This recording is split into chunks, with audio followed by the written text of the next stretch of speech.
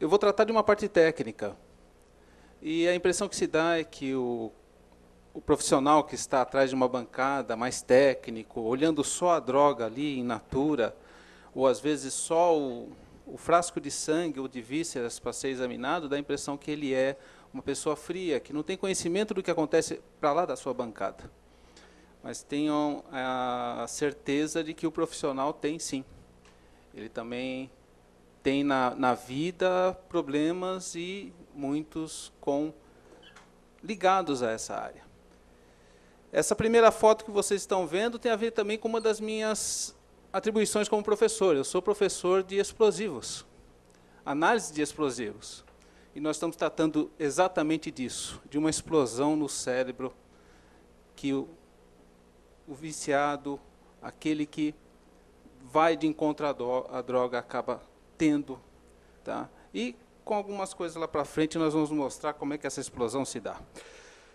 Eu vou falar mais sobre cocaína e maconha, ainda mais porque os colegas me antecederam já deram uma pincelada em todas as outras drogas. Como nós falamos, isso aqui não é o começo, é o meio e, é claro, o fim. Né? O Dr. Badan colocou bem o fim, como se dá, né? Quando ele abre as cavidades para mostrar como os órgãos estão lá dentro. Mas eu vou falar da cocaína e da maconha por causa da nossa estatística, que ela é a mais alta. É aquela que dá uma maior visibilidade no sentido do conhecimento. Você fala em droga, todo mundo já pensa cocaína e maconha. Eu vou pular essas estatísticas que foram muito bem colocadas, né, pelo Dr. Reinaldo, e falar também da parte técnica, que a gente toma tanto cuidado em manusear essas drogas para que a gente mantenha o traficante na cadeia. Isso é o lado mais profissional e o lado mais sentimental que nós temos, no sentido de buscar a parte técnica para que não se tenha dúvida quanto ao fato. Tá? Nós também desenvolvemos técnicas para que facilite a ação policial. Os kits de imunoensaio que nós validamos no último ano possibilitaram um aumento nas centrais de flagrantes na capital de quase 20% das apreensões. E isso facilitou por quê? Porque nós deixamos que os policiais tivessem mais tempo para agir, mais tempo para investigar. Em vez de atravessar a cidade para fazer um exame no nosso laboratório, ele passou a fazer o exame diretamente ali na delegacia. E com isso, abreviou-se um tempo e se deu mais segurança também até o transporte desse material. São coisas simples, coisas que os senhores já viram até em Jogos Olímpicos, como é que se faz o exame rápido, né? Que é esse kit. Esses exames são tecnologicamente avançados e sensíveis. E isso foi feito um estudo justamente para melhorar a ação policial em cima do traficante, em cima da tentativa da identificação do usuário. Toda essa tecnologia que os senhores veem, né, e que nós temos lá na Polícia Científica, ela está voltada a esse tipo de situação, está voltada à análise. Todo esse investimento não tem nada, não daria em nada se nós não tivéssemos a sensibilidade profissional e a ação proativa para evitar situações futuras. Quem é da área e teve a oportunidade de ler sobre o assunto, viram que no Instituto de Criminalística, nos últimos 12 meses, já foram 5 trabalhos identificando novos tipos de substâncias que estão sendo usadas. Tá? Eu queria dar um parêntese aqui de uma coisa que eu fiquei observando enquanto estava sentado ali, vendo os outros palestrantes. Muitas cabeças fazendo assim. Muitas, praticamente todas. Mas eu também gostaria que tivessem cabeças fazendo assim aqui, para tentar convencê-las a começar a fazer assim. Porque aqui eu tenho certeza que tem a grande maioria, se não todos, estão aqui a favor desse combate contra as drogas. Eu queria ter aqui gente para debater, quando ele falasse, não, eu sou a favor. Aliás, eu gostaria de ter uma plateia aqui, ouvindo os nossos colegas e que conseguíssemos colocar na cabeça esse conhecimento, porque através do conhecimento é que a gente vai saber o quanto isso é permissivo. Bom, falando da parte técnica, todos esses equipamentos, eles visam a identificar uma coisa que afeta o principal órgão do nosso corpo. O Dr. Badan colocou vários órgãos aí afetados, né? Alguém pode falar assim, ah, mas o coração eu troco por outro. Dá para fazer transplante, né? Pulmão também, né? Tem gente que amputa um dedo, sai correndo, vai para o hospital, olha, dá tempo de colocar. Chega em casa, corta a cabeça e vê se dá para transplantar. Agora, você está fazendo isso, se está usando droga, de maneira muito lenta. E é um órgão que não dá para reparar. Ainda não chegamos nesse nível. E quando chegarmos, provavelmente será outra cabeça, né? Então, os pontos em que a droga age são sempre os pontos de prazer. Por isso que o início tão prazeroso, né? São esses pontos aí que nós temos nessa região mais central.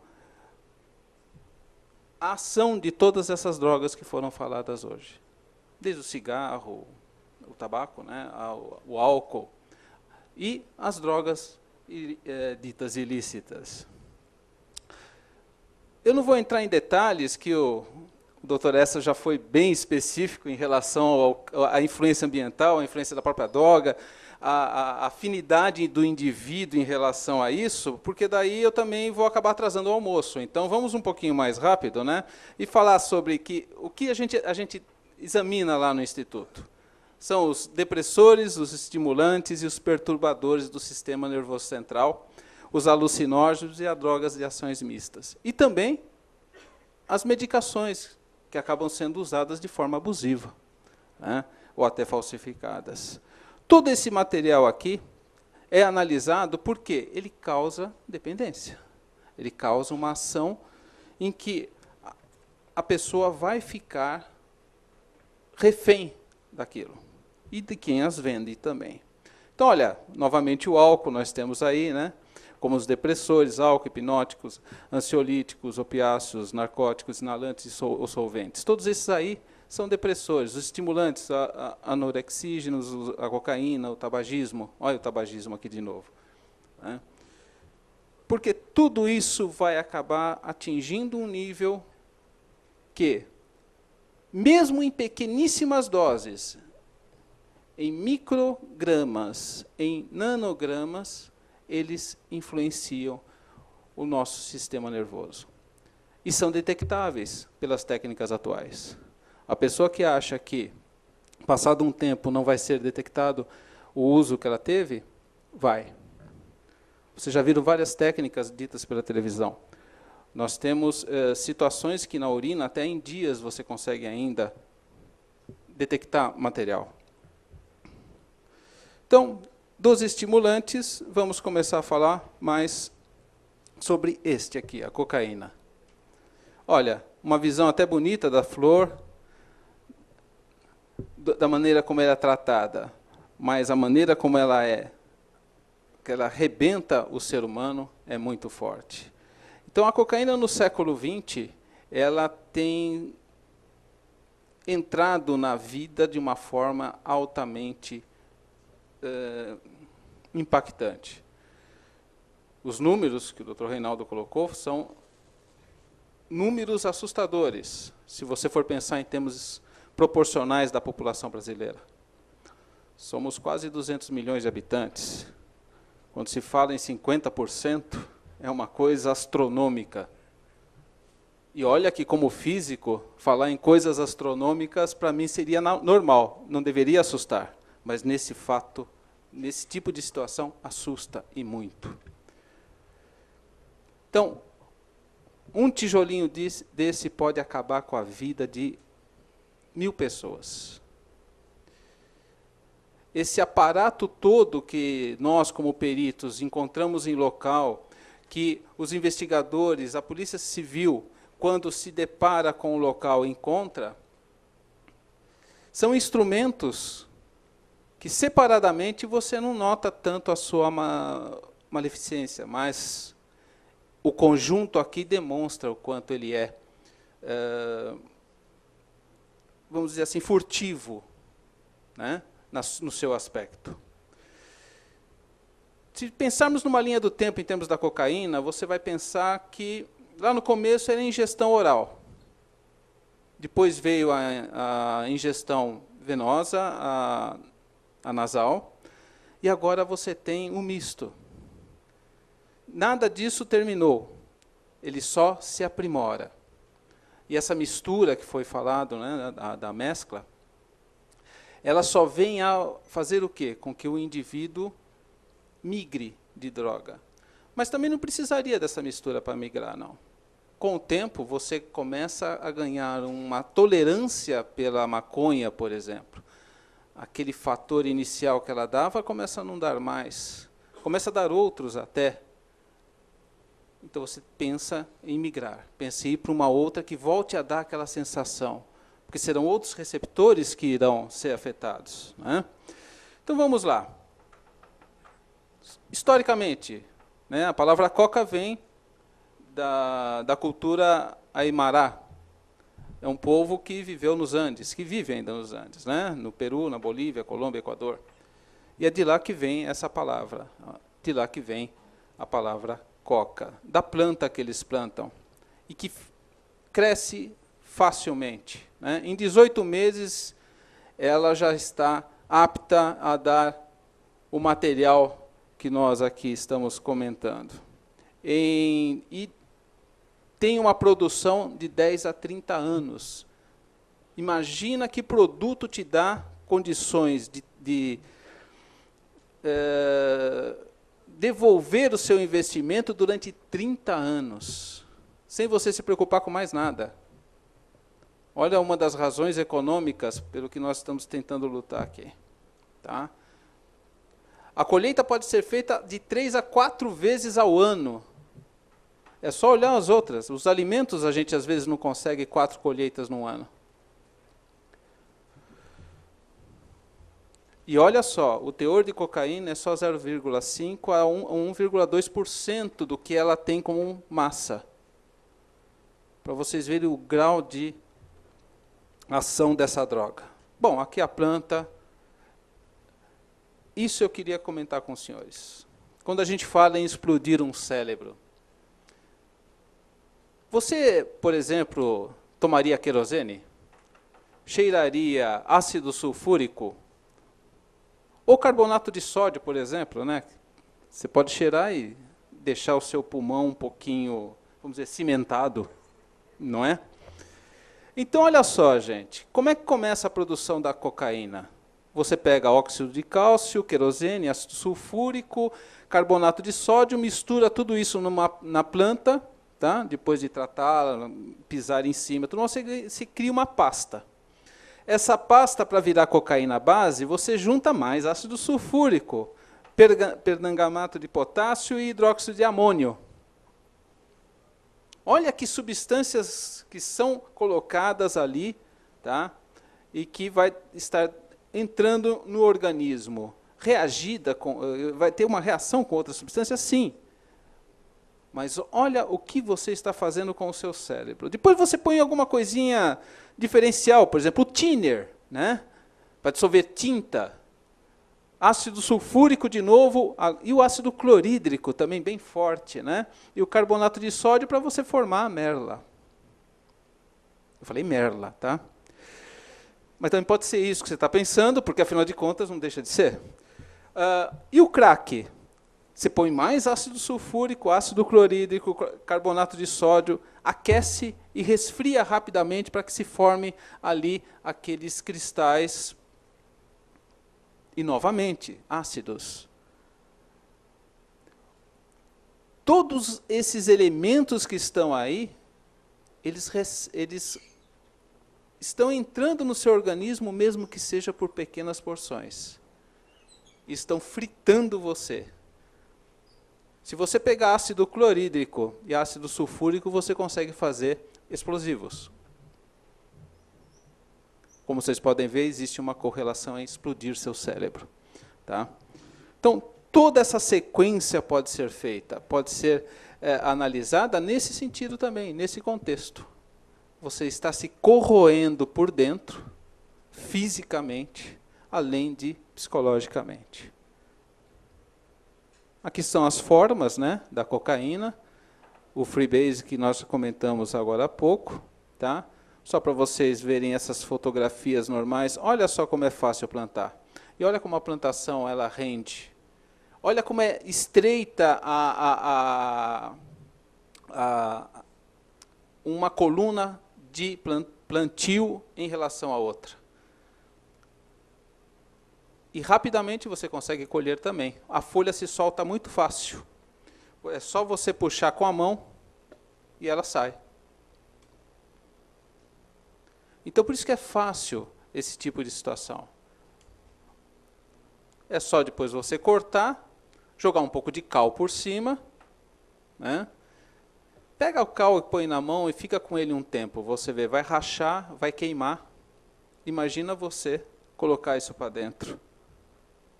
Depois, com todo o grau de higiene possível, né, uma bota assim, vai pisando em cima, né, para formar a pasta, vai misturando ela com querosene ou gasolina, e com isso você vai, num ambiente bem esterilizado, assim, hospitalar, fazer toda uma situação para montar essa gosma que vocês estão vendo aqui, que após vai ser filtrada com mais querosene, com ácidos, né, para formar essa pasta.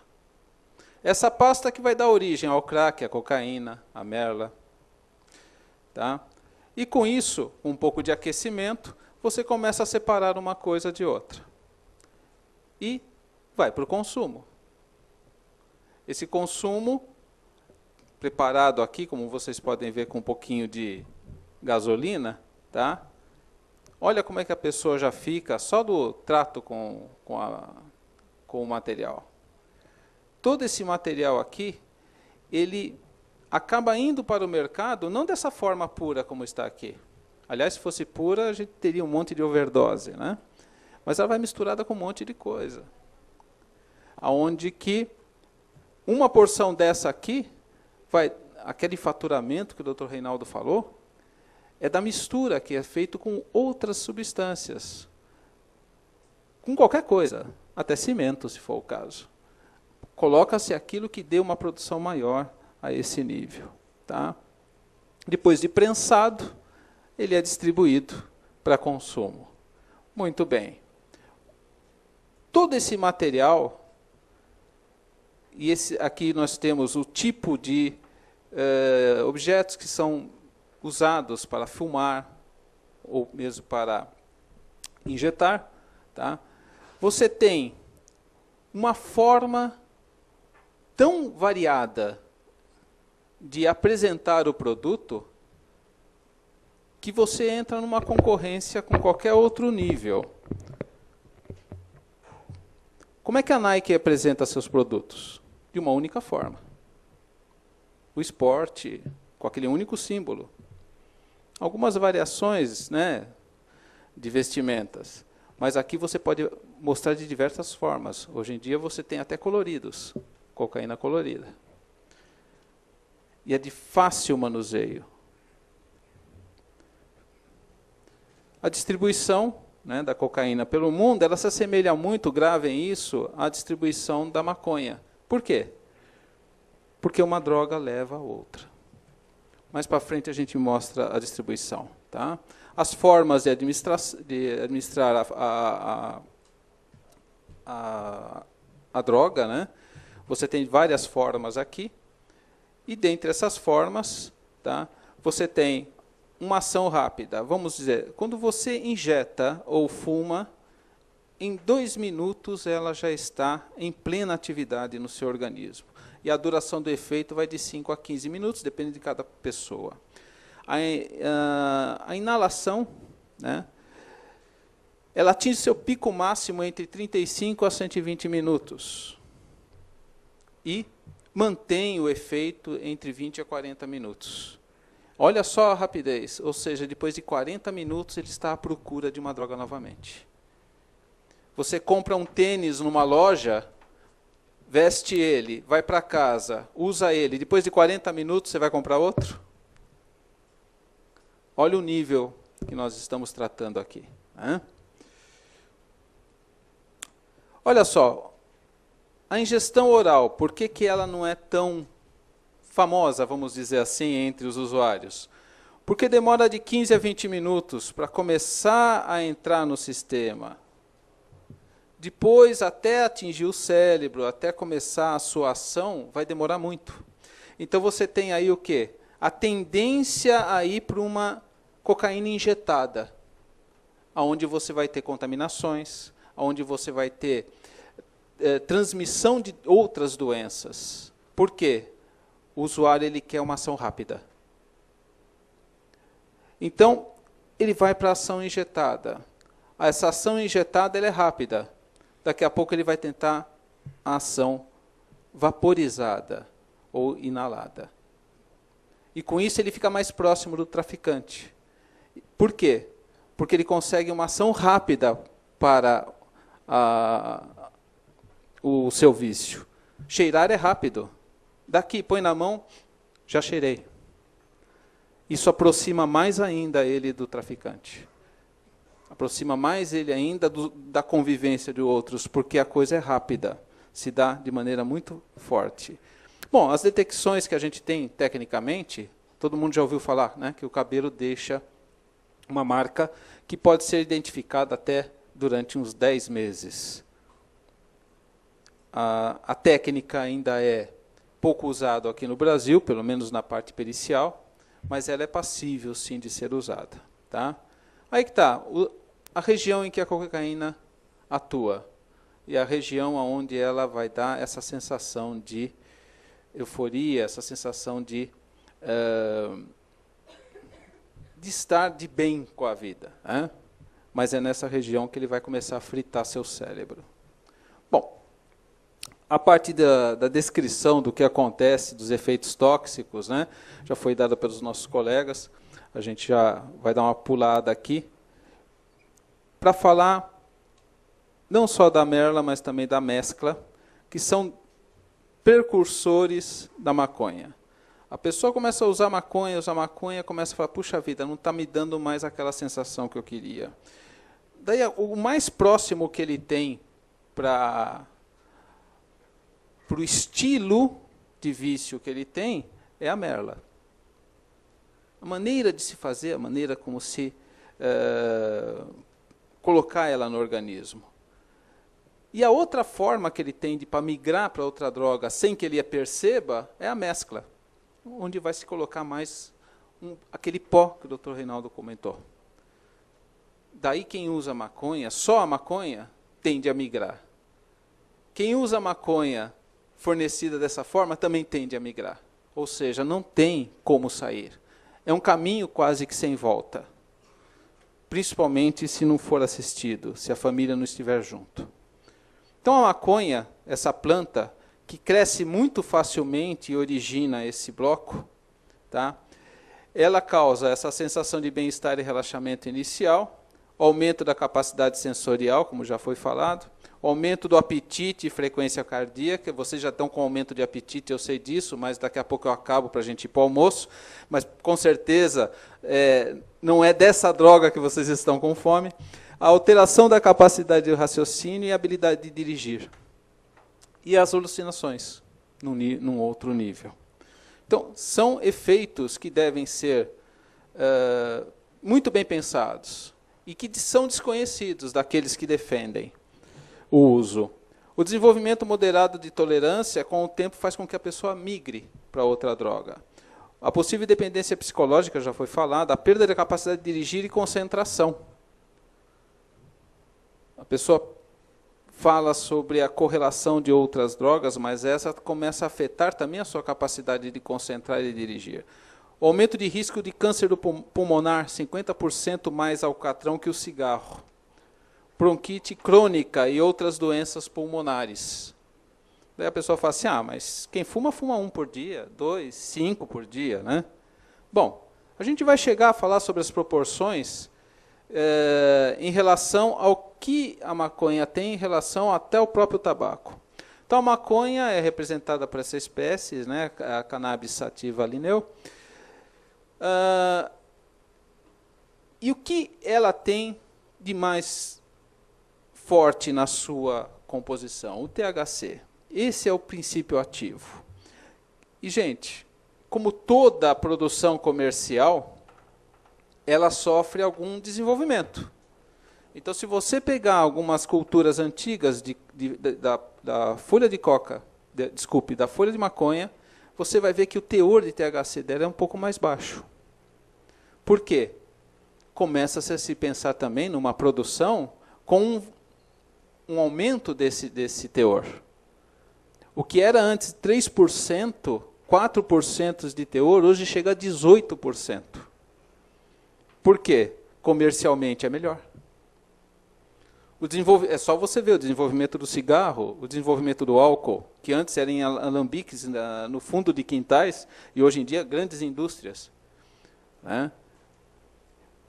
Então, e olha, esse mapa tem muito a ver com aquele outro da cocaína. Se vocês observarem bem, a distribuição é muito semelhante. Tá?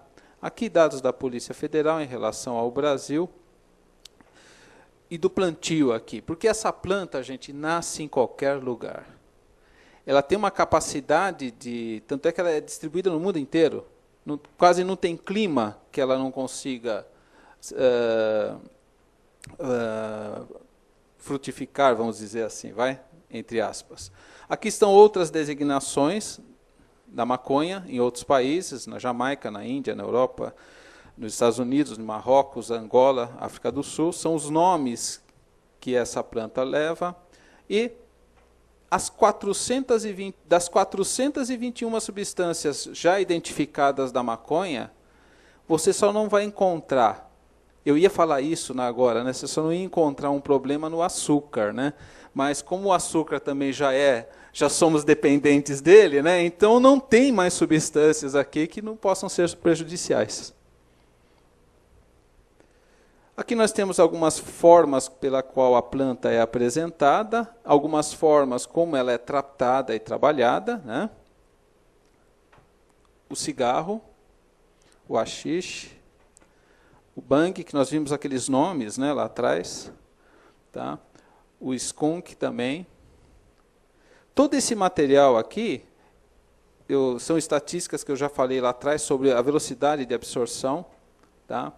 E quanto mais invasiva é a forma como esse material é colocado no interior do corpo humano, mais rápido é o efeito, e tanto o início quanto a duração.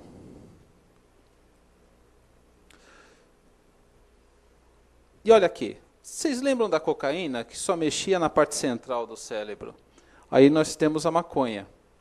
Ela mexe na parte ali do prazer, aquela parte mais central, a parte da locomoção, lá de baixo, a parte do raciocínio, lá em cima. E fala que essa droga, não é? Criativa, né? Muito bem. Fala para a pessoa aí trocar de cérebro, né? Fazer um transplante cerebral. Então afeta a coordenação do corpo, o aprendizado, as funções cognitivas, né? Apesar de afetar ali os núcleos onde você sente o prazer da recompensa, né? Mas dá problema no controle dos movimentos. Além de sono, uma resposta emocional mais forte em relação a outros tipos de situações. Muito bem. De 1 a 2% de THC é o que você encontra em 500 miligramas de maconha. E causa tudo aquilo que vocês viram listados, não só pelo que eu falei, mas os colegas que me antecederam. Tá? E lá no final eu coloco em destaque a dependência. Apesar de toda essa lista de problemas que pode trazer, taquicardia. Se a pessoa já tem um problema cardíaco, já vai se acentuar, como o doutor Essa já falou. Se ele já tem um problema que está ali abafado, e você ainda vai dar um cutucão para tirar a tampa, né? A mesma coisa na parte química, né? Então, todas essas partes, né? Um colega meu uma vez falou, né? Eu não vou me importar muito, não, quando ele viu um grupo ali, porque o meu filho tem essa idade, é menos gente para concorrer com ele no mercado de trabalho. Olha, mas esse tipo de raciocínio, gente, leva uma pessoa a se isolar socialmente.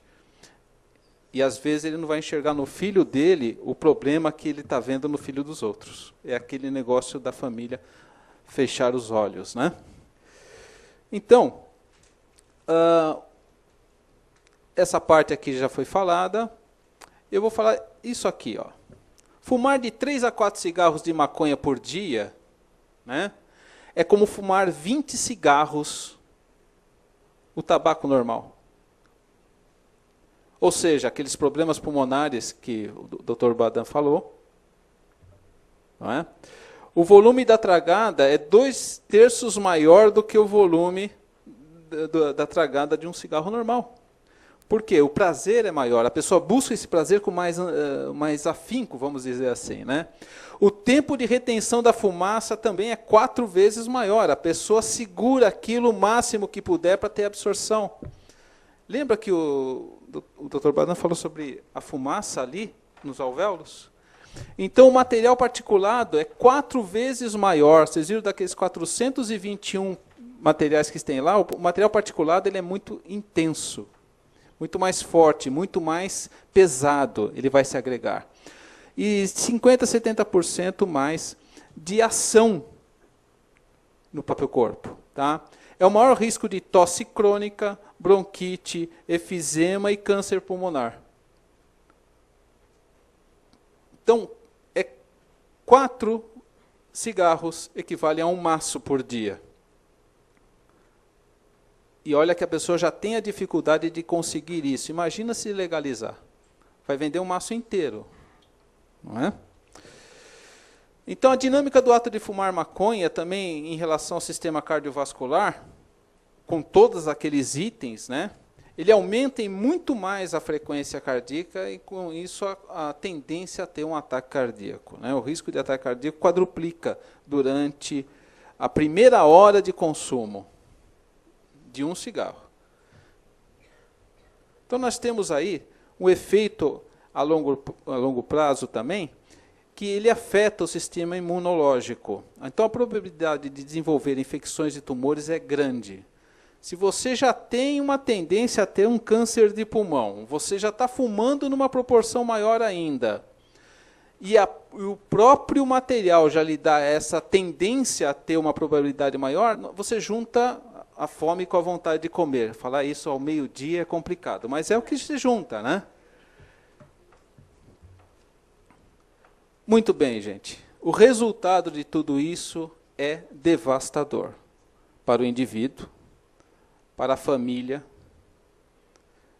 No contexto profissional, ele perde o emprego, não consegue mais o convívio social, ele perde as amizades.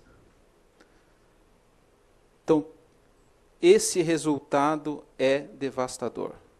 E se nós não lutarmos contra isso agora, no futuro nós estaremos devastados também. Obrigado, gente.